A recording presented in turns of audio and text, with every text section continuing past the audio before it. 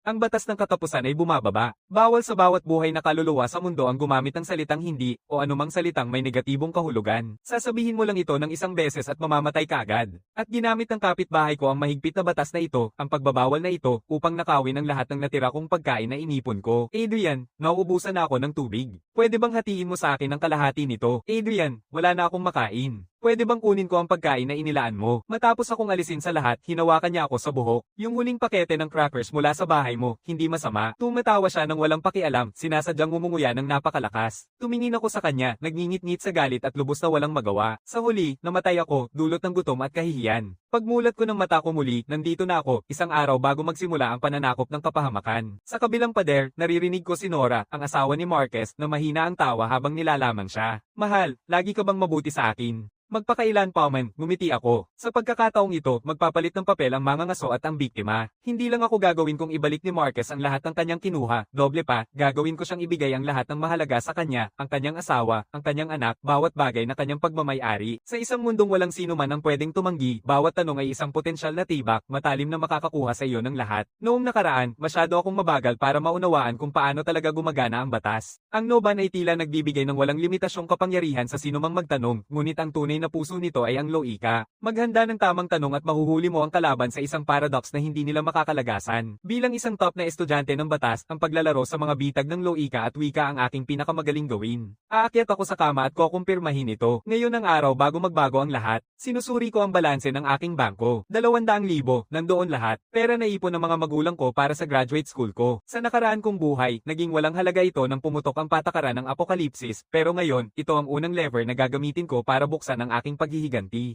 Binubuksan ko ang app ng pinakamalaking supermarket sa lungsod at mabilis na nilalagay ang mga kailangan ko sa cart, walang awa. Lahat ng pwedeng maisip na supply ay nasa listahan. 20 minuto ang lumipas, handa na ang order na 200,000. Sapat lang ng mga tala, nag-type ako ng isang linya, handa ka bang tanggapin ang order na ito? Pagkatapos ay pinindot ko ang send. Agad na lumitaw ang screen ng kumpirmasyon. Epektibo na ito. Tumingin ako sa isang mundong nananatiling kalmado at walang kamalay-malay, habang isang malamig na ngiti ang pumipigil sa aking mga labi. Marquez, nagsimula na ang laro. Handa ka na ba? Kinabukasan ng umaga, sa ganap na 9:00, isang malamig na mekanikal na boses ang umaalingaw sabay-sabay sa isipan ng 7 bilyong tao sa buong mundo. Ang anunsyo ng patakaran ay epektibo agad. Bawal sa lahat ng may kamalayan na gumamit ng salitang hindi o anumang pahayag na may negatibong kahulugan. Masiyahan sa laro. Sa isang sandaling walang hininga, tahimik na tahimik ang mundo. Pagkatapos ay sumabog ito sa mga sigaw at kaguluhan na parang isang avalanche na bumagsak sa dagat. Nakatayo ako sa bintana, pinapanood ang kalye sa ibaba ng may ganap na katahimikan. Malapit, isang lalaki ang umiikot papunta sa isa pa ng may takot at sumisigaw, huwag kang lumapit sa akin. Sa sumunod na segundo, isang di nakikitang puwersa ang nagtanggal sa kanya. Wala nang natira kundi abo. Sumisigaw ang takot sa paligid. Maingat kong binubuksan ng mga kortina upang salubungin ang mga sigaw. Tumunog ang telepono ko. Ito ang manager ng supermarket, ang kanyang boses ay nanghihina sa luha. Nangangapa siya sa mga salita niya, nagtatanong kung bakit kakaiba ang note kung ako ang nag-order. Sagot ko, kalmado tulad ng tahimik na tubig. Handa ka bang ihatid ang lahat ng nasa order? Tahimik sa kabilang linya.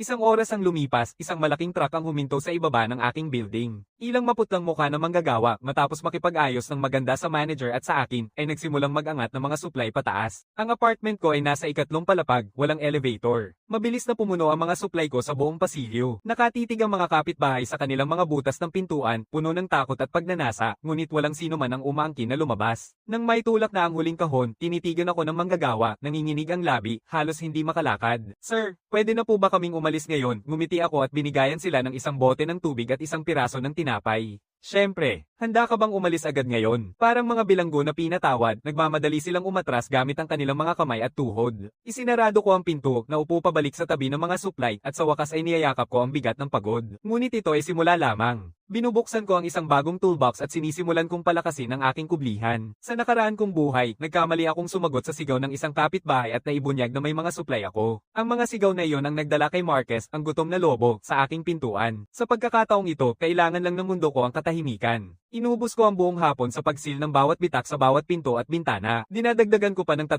dagdag na kandado ang pinto ng kwarto. Pagkatapos nito, bumagsak ako sa sofa. Ilang kahon pa ng tubig ang nakalabas sa hallway. Huminga ako ng malalim at pilit na bumangon para sa isang huling pagsubok habang dinadala ko na ang huling kahon. Bumubukas ang pinto sa kabilang pasilyo ng mahinang umaatungal si Marquez at sumilip. Nakatitig ang kanyang mukha sa perpektong pinrepair ng ngiti, ang mainit at palakaibigang kapitbahay, ngunit sa sandaling tumingin siya sa mga kahon na hindi ko pa nailalabas, nasalayan ko ang kislap ng kasakiman sa malalim niyang mga mata. Pareho ng itsura na meron siya noong nakaraan kong buhay nang harangin niya ako sa pader. Nakakita siya sa akin at nagkunwaring nagulat. Grabe, Adrian, lilipat ka na ba? Nakatingin ang tingin niya sa mga kahon ng tubig sa tabi ko na parang ahas na kumikislap ang dila. Wala akong sinasabi. Tinitingnan ko lang siya habang ginagawa niya. Sa nakaraan kong buhay, ito mismo ang maskara ng kabaitan na nagpasuko sa akin. Nagpanggap siyang alagang nakatatandang kaibigan, nagtatanong tungkol sa aking buhay, pinipilit kunin ang lahat ng alam ko. At nang wala na akong natira, ipinakita niya ang kanyang tunay na mga pangil. Hindi naapektuhan ng aking katahimikan, patuloy siyang nakangiti at basta na lang itinuturo ang kahon ng tubig sa tabi ng aking mga paa. Tinitigan ko ng matagal ang daliri na yon, pinipigilan ng pagnanais na ibagsak ang wrench na hawak ko dito. Kailangan kong manatiling kalmado. Hindi pa panahon ng tamang oras. Nasa loob na ng bitag ko ang biktima. Ang kailangan ko lang gawin ay gabayan siya, hakbang-hakbang, ng kusang loob, diretso sa gitna ng bitag. Akala niya ay siya pa rin ang may kontrol, siya pa rin ang manghuhuli, at ako pa rin ang walang magawa, hanggal na biktima. Kaya niyang gawin ang kahit ano sa kanya. Gusto niyang subukan ako sa pinakasimpleng tanong para makita kung naiintindihan ko ang patakaran, para maramdaman ang aking hangganan. Gusto niyang buksan ang pinto ko at kunin ang sa akin ang pinakamaliit na gastos. Sige, itanong mo na. Bawat salitang nalalabas sa bibig mo ay magiging lubad na kakabit sa iyong sariling pagkakabit. Sa wakas, tinatapos ni Marcus ang kanyang maliit na palabas mag-isa, yumuko at inilapit ang mukha niya sa akin. Ang init dito, Adrian. Pwede mo bang ibahagi sa akin ang kalahati ng tubig mo? Nandito na. Ang tanong ay kumakalat na parang bato na nahuhulog sa tahimik na lawa, kumakalat sa mga singsing sa nakakaipit na pasilyo, parang tumitigil ang hangin. Nakikita ko pa nga ang maliliit na alikabok na nagliliparan sa huling liwanag ng araw. Hinahawakan ni Marcus ang perpektong ngiti na yon, ang mga mata niya ay nagniningning sa katiyakan na panalo na siya. Sigurado siyang hindi ako makakatanggi. Sa huli, pare-pareho ang aplikasyon ng batas sa lahat. Noong nakaraan kong buhay, nang harapin ang parehong tanong, nagpanik ako, nagkakagulo sa mga salita ko, walang ideya kung ano ang sasabihin. Sa huli, dahil sa hindi nakikitang bigat ng batas, napilitan akong magpaubaya ng walang salitang sinabi. Ang kahon ng tubig na iyon ang kanyang unang hakbang sa aking pintuan at ang aking unang hakbang sa kailaliman. Pero ngayon, nakatitig sa peking mukha niya, ang puso ko ay nyebe na malamig at tahimik na tahimik. Akala niya matalino ang tanong niya. Sa tingin mo kaya mong magbahagi ng kalahati, isang malabong tanong na walang tiyak na sagot.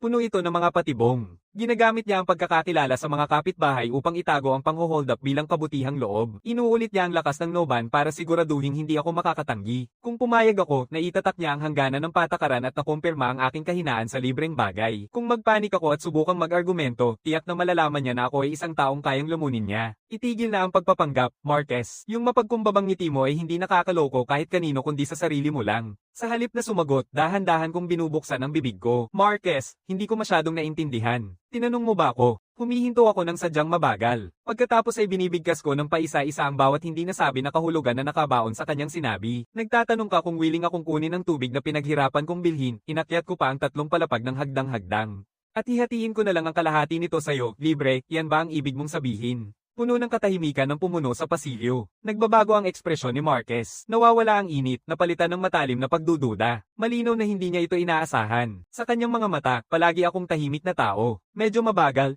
honestly. Pero nandito ako, gumagawa ng ganitong hakbang. Inilantad ko ang kanyang nakatagong kahulugan at ngayon wala na siyang paraan para sumagot. Sa sandaling aminin niya ito, bumabagsak ang buong gimmick niya bilang mabuting tao dito mismo sa harap ng marami. Sa apokalipsis, sino mang tahasang nagsasabi na gusto nila ang walang kapalit ay agad na nagiging target ng lahat. Pero hindi rin siya makatanggi dahil ibig sabihin yun ay kamatayan agad. Sa hallway, ilang pinto ang bahagyang bumubukas, nakatitig at nakikinig mula sa likod. Nanunood ng nakababahala habang nagaganap ang unang tunay na labanan sa ilalim ng batas ng katapusan ng mundo. Ramdam ko ang mga mata na naglilipatan mula kay Marquez hanggang sa akin. Nagsisimula nang mamula ang kanyang noo sa pawis. Humihingal ang kanyang lalamunan habang malakas na lumulunok, nagtatrabaho ang makasariling isipan niya ng sobra, desperadong naghahanap ng paraan palabas, pero hindi ko siya binibigyan. Ngingitian ko uli, mas malalim ngayon, na may bahid ng pangungutya sa dulo, at saka ko ilalabas ang aking ikalawang tanong. O baka naman, pahabain ko ang mga salita, hinahayaan ang aking tingin na dumaan sa kanyang balikat papunta sa bahagyang nakabukas na pinto sa likod niya. Nagtatanong ka kung handa kang ipagpalit ang maganda mong asawa na si Nora sa akin, kapalit ng kalahati ng tubig na ito, may isang sumabog sa loob ng ulo ni Marquez.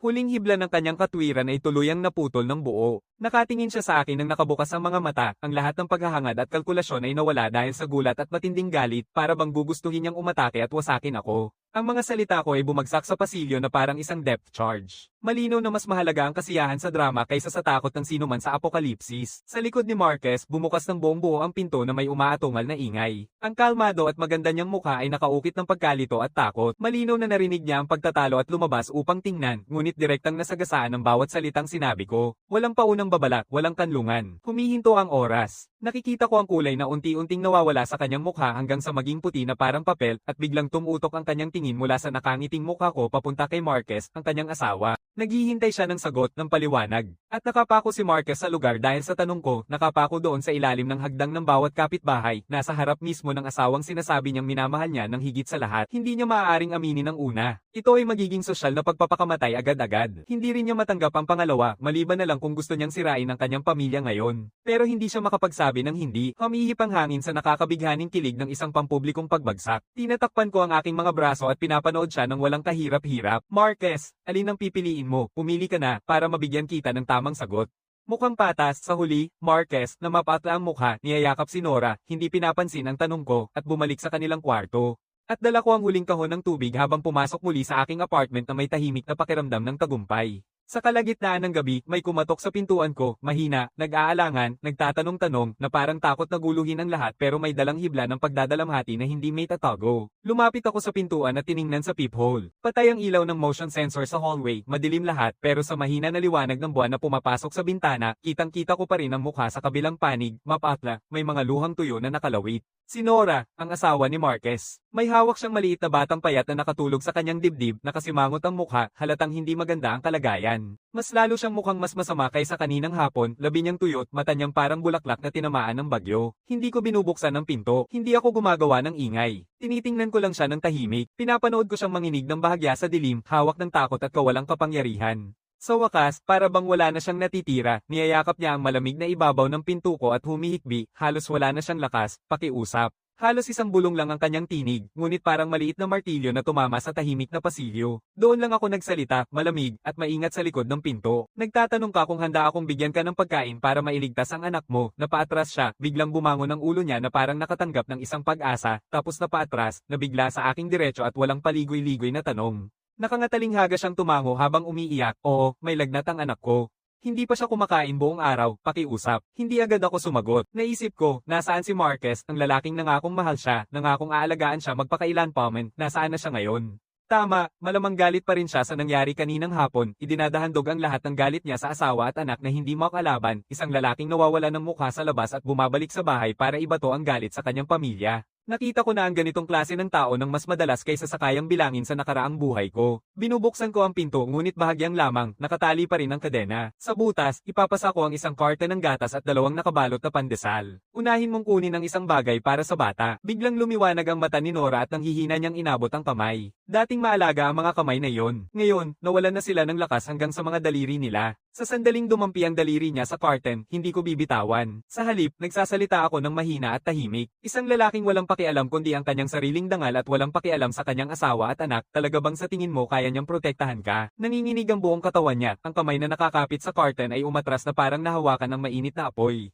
Pinapanood ko ang liwanag sa kanyang mga mata na unti-unting namamatay, mabilis at halatang halata, pinalitan ng isang mas malalim na bagay, ang nawawalang kirot na hitsura ng isang taong kakasabi lang ng kanyang katotohanan ng malakas. Inilalabas ko, bumaba ang gatas at tinapay sa kanyang mga braso at saka ko isinara ang pinto ng matatag, isinara siya at ang lahat ng kanyang damdamin sa kabilang panig. Hindi na ako tumingin muli ngunit naririnig ko ang kanyang nagkakagulong mga hakbang na palayo sa pasilyo. Pagkatapos ay sumabog ang boses ni Marquez sa kabilang pader. Nang hihingi ka ng pagkain sa basura, tuluyan mo nang winasak ang reputasyon ko. Pagkatapos ay naririnig ko ang mahihinang iyak ni Nora at ang malambing na tunog ng isang mabigat na bagay na bumabagsak sa sahig. Nakayuko ako sa malamig na pinto, unti-unting lumalawak ang malamig na ngiti sa aking mukha. Maganda, lumitaw na ang bitak pero hindi pa ito sapat. Mga 10 minuto ang lumipas, tahimik na ang pagtatalo sa kabilang bahay. Sa halip, naririnig ang paggalaw ni Marquez sa hallway, marahas ang boses, puno ng galit. Kumakatok siya sa pintuan ng isang kapitbahay. Wade, gising ka pa, may sasabihin ako sa'yo. Yung lalaki sa kabilang pasilyo, sira na siya hanggang sa kaibuturan. Ginamit niya yung paksang batas para mapilitan ng asawa ko na yumuko lang para sa isang piraso ng pagkain. Lisa, mag-ingat ka. Isang halimaw ang kapitbahay natin. Ginagamit niya ang batas para mangakit sa ating lahat. Ang mga tsismis ang pinakamurang at pinakatalim na armas sa apokalipsis, nagdudulot ng takot at puot ng walang kahirap-hirap. Muling nagkakatipon ng mga hakbang sa labas ng pinto ko. Sa pagkakataong ito hindi isa lang, kundi ang mga nagkakahiwalay na hakbang ng hindi bababa sa 4 o 5 tao na nagsasapawan, na humihinto sa labas ng pinto ko na parang isang pangkat ng mga aso na nakahuli sa amoy ng dugo. Sa mata sa peephole, nakikita ko si Marquez sa harap, nakangisi ng may madilim na kasiyahan na puno ng paghihiganti. Sa likod niya ay nakatayo ang ilang malalaking lalaki, pawang mga residente ng gusaling ito. May ilan na hawak ang baseball bat, ang iba ay nakahawak sa wrench. Biglang tumaas ang tensyon hanggang sa rurok nito. Mabigat at hingal na paghinga ang pumuno mula sa labas na walang nakahiwalay sa akin kundi isang manipis na pinto ng seguridad. Ang mapagsamantalang, malupit na hangarin ay napakakapal na para bang maaaring tumigas at bumaba ang likido. Adrian, buksan mo. Ang boses ni Marquez ay nanggagaling sa pintuan. May matinding kontrol na kasabay ng pangingilabot ng kasiyahan na nakabalot sa isang pader ng pilit na awtoridad. Malinaw na natutunan niya mula ngayong hapon. 4 na maikling salita, lahat utos, maingat na iwas sa bawat tanong na maaaring magpasimula ng alituntunin. Nakatayo ako sa likod ng pinto, pinapanood ang peke niyang mukha sa peephole. Sa likod niya, bitbit ni Wade ang mabigat na wrench, at sa kabilang side, nakatutok ang mata ni Lisa sa mga kaong nakatambak sa pintuan ko. Hindi sila mga kapitbahay, mga buiter sila na nakahuli sa amoy ng dugo. Hindi ako gagalaw, tinitingnan ko lang. Adrian, magkapitbahay tayo dito. Nagbago na ang panahon, dapat nagtutulungan tayo. Humihina ang tono ni Marquez nang hindi ako sumasagot. Bumili ka ng sobra pa sa magagamit ng isang tao. Magbahagi ng kaunti sa lahat, maaalala namin ang iyong kabutihan. Tama yan, Adrian, magbukas ka lang. Gusto lang naming pag-usapan, sabi ni Wade habang hindi sinasadyang tinutokso ang pipe wrench sa palad niya habang isang malamig na ngiti ang pumipigil sa aking mga labi. Pag-usapan ninyo, hawak ang mga armas. Sa nakaraan kong buhay, maaaring sinubukan kong makipag-usap sa kanila dahil sa takot o sumuko dahil sa kahinaan. Pero sa buhay na ito, ang pintong ito ang hangganan sa pagitan ng buhay at kamatayan, at ito rin ang aking entablado, nag-ubo ako. Ang aking boses ay dumadaan sa pintuan, matatag at malinaw, umaabot sa bawat tainga doon. Marquez, sinubukan mo bang ipaalam sa lahat na niloko mo silang pumunta dito bilang iyong mga panangga para magamit mo ang aking mga supply para sa sarili mo, parang isang balde ng malamig na tubig ang sagot na iyon. Biglang nawala ang init sa labas ng pinto, pinalitan ng isang tahimik na katahimikan. Kitang-kita ang pagyayelo sa mukha ni Marquez, bumubuka ang bibig niya, nagpapakilos ng pabulusok ang kanyang lalamunan. Nais niyang itanggi ito, nais sabihin na hindi totoo, ngunit sa ilalim ng batas, ang mga salitang iyon ay parang kalasag ng kamatayan mismo. Sabi mong hindi iyon, mamatay ka agad sa lugar. Sabi mong hindi ko ginawa, maglalaho ka sa isang iglap. Binubuhos niya lahat ng ito, ang mukha niya ay namumula ng malalim at pangit, ang mga ugat sa kanyang templo ay halatang pumipintig, at sa likod niya, ang mga kapitbahay. Ang kanilang mga ekspresyon ay nagbago sa isang iglap. Kapag naitanim na ang binhi ng pagdududa, pinapalago ito ng takot na parang apokalipsis, magiging malaki at walang makakapigil. Huminto sa ere ang wrench ni Wade, ang mga mata niya ay nagliliparan ng hindi sigurado sa pagitan ni Marquez at ako. Mali iyan, sa wakas ay napilitan si Marquez na sabihin, ang boses niya ay sumisigaw sa tensyon. Try niyang paghiwalayin tayo. Pagpasok natin, hati-hati na ang lahat. Hati-hate ang pantay, humalakak ako ng mahina, puno ng pang-iinsulto. Naniniwala ba talaga kayong lahat dito na hahatiin ng isang lalaking ipagpapalit ang sariling asawa bilang pusta ang anumang bagay ng patas sa inyo, lalong lumalakas ang ingay sa labas? Tinitingnan ni Lisa si Marquez mula ulo hanggang paa na parang sinusuri ang basura. Adrian, tumahimik ka. Napamumula si Marquez, ang hiya niya ay naging galit. Pumalo siya ng kamao sa pintuan ko. Lahat ay pumasok ng sabay-sabay, sirain ito. Ako ang tatanggap ng responsibilidad sa anumang mangyari. Ako ang tatanggap ng responsibilidad, ang kapal ng mukha. Binibitawan ko ang kandado ng pinto, isang matalim na klik na sumabog sa tahimik na pasilyo na parang kidlat. Malinaw na hindi inaasahan ng mga tao sa labas na bubuksan ko ito ng mag-isa. Agad nilang umatras ng kalahating hakbang. Bumubukas ng bahagya ang pinto, ngunit isang bitak lamang. Matibay pa rin ang mga kadena na nakakandado, naghihiwalay sa kanilang mundo at sa akin ng tuluyan. Nakatayo ako sa likod ng puwang, isang mata lang ang nakikita, malamig na nakatingin sa mga tambay na ito. Sige na, sino ang gustong unang kumilos? Maingat kong iniabot ang kamay sa bulsa, inilabas ang isang utility knife at pinapakita ang talem. Sa kanilang mga mata, maaaring walang kahulugan ang kutsilyong ito. Sa isang mundong pinamumunuan ng Noban, ang wika lang ang tanging nuclear na armas na mahalaga. Wade, tama ba? Tinitingnan ko ang pinakamalaking tao sa grupo. Ang mabigat mong wrench ay nandoon. Kung gagamitin mo ito para sirain ang pinto ko, handa ka bang tanggapin ang panganib ng pagpasok sa bahay at ang agarang kamatayan ng lahat ng nasa pamilya mo? Biglang kumikilos ng marahas si Wade, halos mahulog ang wrench sa sariling paa. Ito ay isang bitag sa loika. Maaaring bawal lamang ng batas ang mga negatibong salita, ngunit sinusuri rin ito ang handgereng nakapaloob. Kung ituturing ko itong isang pagnanakaw at hindi niya ito maitatanggi dahil hindi siya makapagsabi ng hindi, sa loika, aminin niya na ito. At kapag napatunayan ko sa kanya na ang label na ito ay mataas ang panganib, ang takot sa kamatayan sa loob niya ay lalawak ng walang hanggan. Nag-aalangan si Wade, pawis na pumapatak sa kanyang mukha. Gusto niyang sabihin, hindi ako nandito para mang-hold up ng kahit sino, pero hindi niya magawa. Isang tanong lang ang nagsara sa lahat ng daan palabas. Anong problema? Hindi makasabi ng salita. Nanatili ang malamig kong tingin habang sinisilip ko ang bawat mukha sa pasilyo. O siguro Lisa, handa ka bang iwan ang iyong anak dito sa mundong ito bilang isang ulila, para lang sa pagkain ni Marquez? Nanginginig si Lisa. Ang kasakiman sa kanyang mga mata ay nawala sa isang iglap at pinalitan ng takot na walang kapantay. Para siyang nasunog, umatras siya. Nakikita mo si Marquez. Tinitingnan ko siya sa pagitan, ang mukha niya ay kulay abo at mapatla. Walang sino man ang handang mamatay para sa'yo. Nanghihina si Marquez sa gilid ng pagbagsak. Akala niya pipilitin ako ng mga numero na umatras o kahit man lang hayaan silang makalusot. Pero nakalimutan niya na sa isang mundong walang pwedeng tumanggi, bawat sandali na humihingi ng pagtanggi ay isang nakabinbing hatol ng kamatayan. Hindi niya maipapaliwanag ang aking mga paratang at hindi niya